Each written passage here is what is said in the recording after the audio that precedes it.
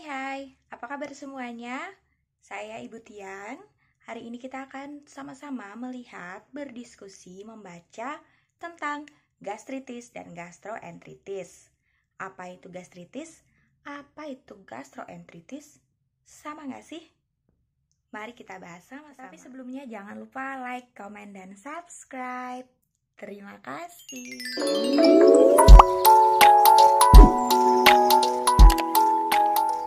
Ya, mari kita mulai belajar tentang gastritis dan gastroenteritis. Apakah keduanya sama?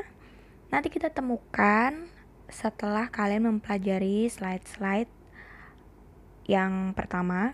Dia akan muncul di paling yang terakhir untuk jawaban dari pertanyaan saya baru saja. Yang pertama, kita akan mempelajari dulu tentang gastritis, baru kemudian gastroenteritis. Namun sebelumnya, kita mereview dulu tentang GI tract. Sistem gastrointestinal atau gastrointestinal tract atau biasa kita singkat dengan GIT merupakan bagian penting dan kompleks.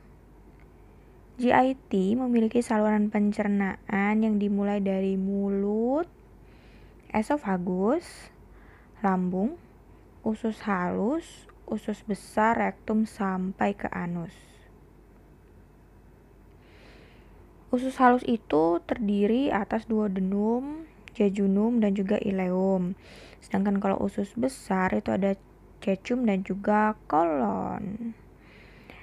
Saluran pencernaan terkoneksi juga dengan kelenjar saliva, pankreas, dan kantung empedu, di mana untuk pankreas dan kantung empedunya nanti ada juga tuh gangguan-gangguan di dalamnya. Nanti kita sama-sama belajar setelah kalian memahami dulu apa itu gastritis dan apa itu gastroenteritis.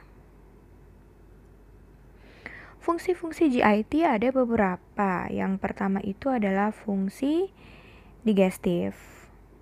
Apa sih yang terjadi di digestif ini? Yang pertama, di digestif ini ada proses pengubahan nutrisi dalam makanan menjadi produk yang dapat diserap oleh sel-sel tubuh. Proses di digestif ini tuh mencakup mengunyah, memecah makanan, dan mencampurnya dengan sekresi-sekresi pencernaan, kemudian mendorong sepanjang saluran cerna, dan proses kimiawi yang melibatkan enzim pencernaan yang mengubah komponen makanan yaitu protein, lemak, dan polisakarida menjadi produk yang dapat diserap tubuh yaitu amino acids, fatty acids, dan monosakarida. Fungsi selanjutnya adalah fungsi sekresi. Selama proses digestif tadi atau proses mencerna, terdapat volume besar cairan yang disekresikan ke dalam lumen saluran GI. Sekresi tersebut timbul dari kelenjar eksokrin dan dari sel epitel yang melapisi lumen-lumen GI. Dan for your information, beban cairan harian pada saluran GI adalah mencapai 2 liter guys, 2 liter asupan oral dan 7 liter sekresi yang terdiri dari 1,5 liter saliva, 2,5 liter gastric juice, 0,5 liter bile atau empedu, 1,5 liter pancreatic juice, dan 1 liter sekresi intestinal. Totalnya, 9 liter dan sekitar 100 ml berakhir pada feses. Fungsi selanjutnya adalah motility. Selama proses sekresi dan isi luminal dipindahkan serta dicampur, mulai dari mulut sampai ke anus, proses tersebut dinamakan proses motilitas, karena terdapat proses kontraksi terkoordinasi dari otot polos. Fungsi selanjutnya adalah absorpsi. Proses ini umumnya terjadi di dalam usus halus, jejunum, dan ileum. Pada kedua organ tersebut terdapat banyak jonjot-jonjot usus atau kata lainnya adalah villi. Fungsinya apa? Fungsinya adalah untuk memperluas permukaan penyerapan sehingga makanan dapat terserap. Molekul-molekul makanan akan memasuki aliran darah melalui pembuluh darah mikroskopik atau kapiler villi. Kemudian aliran darah akan membawa makanan yang dicerna tersebut ke hati. Absorpsi pada usus besar terjadi untuk sisa makanan yang tidak dapat dicerna atau diserap dan juga air. Penyerapan air dan mineral sisa makanan pada usus besar akan dibuat menjadi padat dan nanti dikeluarkan menjadi feses. Fungsi selanjutnya adalah sebagai body defense atau pertahanan tubuh. Ih, kok bisa? Bisa dong. GIT juga merupakan salah satu pertahanan tubuh. Karena terdapat mikroflora yang berperan selama proses digesti dan absorpsi makanan. Fungsi dari mikroflora tersebut adalah untuk membantu pencernaan, penyerapan nutrisi, menetralisir racun dan zat kimia, melawan patogen tentunya, dan membantu optimalisasi kerja sistem kekebalan tubuh. Selanjutnya, fungsi GIT maksud saya adalah regulasi cairan dan elektrolit, keseimbangan cairan dan elektrolit. Usus halus menerima 8-9 liter cairan dengan elektrolit setiap harinya dan mensekresi 1 liter elektrolit per hari. Umumnya cairan yang diterima tersebut akan terabsorpsi. Sekresi dan absorpsi harus teregulasi dengan baik untuk menjaga keseimbangan. Dan jika terjadi peningkatan sekresi atau pengurangan absorpsi, akan menyebabkan diare, sehingga berakibat fatal lalu hilang deh itu cairan-cairan dan elektrolit. Fungsi selanjutnya adalah fungsi ekskresi. Untuk produk makanan yang tadi sudah kita bahas di awal, apabila tidak tercerna dengan baik, bakteri dan metal tertentu seperti kuper dan iron akan diekskresi melalui empedu dan dikeluarkan di dalam feses. Ini gambaran dari GIT. Saya yakin pasti sebelum masuk untuk mempelajari tentang gastritis dan gastroenteritis, pasti sudah pernah mempelajari tentang anatomi dari saluran-saluran ini. Khusus untuk gangguan-gangguan yang terjadi pada sistem pencernaan, manifestasi klinis yang tampak umumnya hampir sama. Pasti ada muntah, pasti ada diare, mungkin ada perubahan nafsu makan, ada flatulens. Bisa juga ditemukan adanya darah atau mukosa di feses. Lalu ada konstipasi, ada weight loss atau penurunan berat badan, dan pasti ada nyeri. Oke, kita masuk ke gastritis sekarang. Apa itu gastritis? Apa saja etiologi atau penyebabnya? Gastritis itu gampangnya adalah peradangan pada lapisan lambung. Dapat terjadi secara akut, tiba-tiba berarti akut itu ya. Kemudian waktunya pun tidak begitu lama kalau akut. Kalau kronis, itu waktunya lebih lama dan lebih panjang. Ingat, semua yang ada akhiran tis belakangnya itu berarti adalah ada peradangan pada organ tersebut. Etiologi gastritis umumnya adalah infeksi bakteri, khususnya Helicobacter pylori. Bisa juga karena pola makan dan jenis makanannya. Pola makan di sini maksudnya pola makan yang tidak teratur ya. Dan juga jenis makanan. Jenis makanan seperti apa? Jenis makanan yang juga tampak pada layar kalian. Ada coklat, ada alkohol, dan juga makanan-makanan yang berlemak dan juga pedas. Pertambahan usia juga bisa. Mengapa? Karena semakin tua seseorang, semakin organnya tersebut mengalami banyak penurunan. Itu terjadi pada semua organ. Lalu ada konsumsi alkohol yang berlebihan, keseringan konsumsi obat pereda nyeri seperti aspirin, itu juga bisa menyebabkan gastritis dan juga penyakit-penyakit autoimun. Ini ya, yang di sebelah kiri ini, yang sedang ada lingkaran kuningnya, itu adalah normal stomach. Dan kita bergerak, yang ini coba lihat. Ini ada merah-merahnya, pembuluh darahnya tuh melebar. Ini yang namanya gastritis. Ini adalah gambaran endoskopi ya. Nah, kita masuk ke manifestasi klinis seperti yang tadi yang sudah dijelaskan. Di gastritis ini ada juga mual muntah, perut kembung, cegukan, hilang nafsu makan. Yalah, udah sakit kan perutnya, terus cepat merasa kenyang juga. Jadi, kalau misalnya kalian gastritis, makan cuma sedikit aja tuh rasanya udah kenyang banget. Bisa juga tidak makan dalam waktu yang lama tapi kok perutnya kayak penuh terus. Kemudian feses berwarna hitam.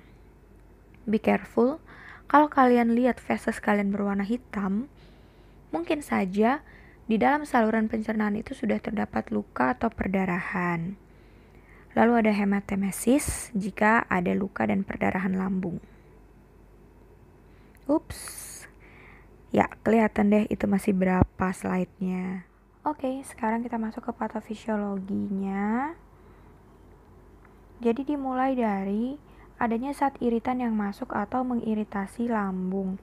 Jadi tadi dari makanan yang kita masuk, yang berlemak, yang pedas, atau mungkin alkohol, itu semua adalah zat iritan. Nah, ketika zat tersebut masuk, lambung itu teriritasi. Kemudian ini ke bawah, lambung mensekresi HCO3 dan akan berikatan dengan NaCl, sehingga hasilnya adalah HCl dan NaCO3. Senyawa tersebut akan memproduksi asam lambung, sehingga asam lambung tersebut mengiritasi, menggerus-gerus lapisan dinding lambung kalian, dan akhirnya menyebabkan inflamasi dan juga erosi. Selain itu ada apa juga? Selain itu, pada saat itu terjadi rasa mual dan pastinya ada nyerinya. Bisa juga muntah, sehingga kalau muntah yang berlebihan bisa mengakibatkan gangguan nutrisi cairan elektrolit. Dan pada akhirnya bisa menimbulkan reaksi hipovolemik. Sekarang kita masuk ke tes diagnostik apa saja untuk si gastritis ini, dan juga banyak dari tes diagnostik ini juga dipakai untuk mendiagnosa gastroenteritis. Yang pertama tuh tes feses. Medianya sudah pasti feses ini ya. Untuk apa tes tersebut? Itu untuk mendeteksi adanya bakteri atau enggak. Nah, khusus untuk gastritis tadi, kita melalui tes feses bisa mendeteksi adanya ini, H. pylori. Lalu ada USG abdomen untuk melihat struktur dan aliran darah dalam abdomen. Ada juga ronsen untuk melihat saluran cerna, sehingga bisa mendapatkan gambaran detail untuk kerongkongan lambung dan juga usus halus. Ada CT scan dengan cara menyuntik cairan kontras melalui pembuluh darah, sama untuk melihat gambaran detail di abdomen, di usus, dan juga bisa mendeteksi apabila ada obstruksi usus. Kemudian ada tes diagnostik endoskopi namanya, itu dimasukkan alat melalui saluran pencernaan untuk mencari tahu tanda-tanda radang. Kemudian ada tes darah untuk mendeteksi adanya anemia. Kenapa? Karena pada gastritis bisa juga terjadi perdarahan di dalam karena adanya luka yang terus-menerus. Oke, kita masuk ke gastroenteritis. Apa itu gastroenteritis? Apa saja etiologinya? Gastroenteritis sama peradangan pada lambung, tetapi juga ada tambahan pada usus halus. Sama seperti gastritis, terjadi secara akut dan kronis. Etiologinya ada bakteri Campylobacter bacterium, parasit Entamuba histolytica, dan juga karena reaksi obat tertentu, contohnya antacid. Juga ada reaksi dari logam berat seperti arsen. Sudah mulai belibet guys. Lalu ada virus, yaitu norovirus dan rotavirus umumnya. Dan faktor risikonya adalah anak kecil dan lansia. Itu memang orang-orang dengan usia yang rentan ya, karena kekebalan tubuhnya rendah. Lalu untuk manifestasi klinisnya, yang pertama ada diare, moncrot terus. Lalu ada rasa tidak nyaman dan nyeri abdomen, mual muntah, peningkatan temperatur tubuh karena ada inflamasi dan juga karena lemas. Ya iyalah keluar terus kan, soalnya diare. Untuk patofisiologinya atau pathway-nya agak beribet. Yang pertama ada rotavirus, dia masuk dari sini ya. Dia masuk ke tubuh melalui fekal oral lewat makanan. Lalu dia mulai menginvasi sel enteromafi. Kemudian dari situ akhirnya karena invasi sel tersebut ada sekresi serotonin dan enterotoksin sehingga menghasilkan sekresi C-almin dan CA2+. Di mana si serotonin dia juga memicu kemoreseptor dan pusat pengatur muntah. Jadinya tuh ada rasa mual, ada rasa muntahnya. Kemudian tadi kan serotonin, kalau enterotoksin dia tuh membuat lisis sel enteroksid traktus gastrointestinal. Namanya susah. Setelah terjadi lisis itu, ada perubahan gradien osmotik dan cairan berpindah ke dalam lumen intestinal, sehingga absorpsi karbohidrat dan elektrolit berkurang dan terakumulasi dalam lumen usus. Akibatnya adalah perubahan fili usus atrofi sehingga luas permukaan usus berkurang, sehingga penyerapan terhadap nutrisi sudah pasti berkurang. Akibatnya adalah malabsorpsi nutrisi dan inhibisi reabsorpsi air. Apa produk akhirnya? Diare. Ini tes diagnostiknya. Yang pertama pasti ada anamnesa keluhan sesuai dengan klinikal manifestasi tadi ya. Terus ada tes feses dan tes tanda-tanda vital. Udah pasti lemas, udah pasti tekanan darahnya juga bisa rendah dan ada demam. Nah ini pertanyaan di awal tadi, apakah gastritis dan gastroenteritis sama? Jeng. Jawabannya adalah yang pertama kita lihat dulu dari gejala khasnya. Kalau gastritis ada cegukan, kembung, sensasi terbakar pada ulu hati. Kalau gastroenteritis, demam, peningkatan kelembapan kulit, dan muntah terus-menerus. Lalu organ yang diserang, kalau gastritis lambung, kalau gastroenteritis adalah lambung dan usus. Kemudian untuk etiologinya, gastritis itu karena inflamasi dari zat iritan dan pola makan. Sedangkan kalau gastroenteritis biasanya karena bakteri dan virus. Nah, demikian tentang gastritis dan gastroenteritis. Ya, demikian penjelasan tentang gastritis dan gastroenteritis. Jadi jawabannya, apakah gastritis dan gastroenteritis itu sama? Ada samanya, ada juga perbedaannya. Sesuai dengan apa yang sudah kita bahas ya. Nah, ini adalah referensi yang saya pergunakan, tetapi saya paling banyak mengambilnya dari buku yang Banasik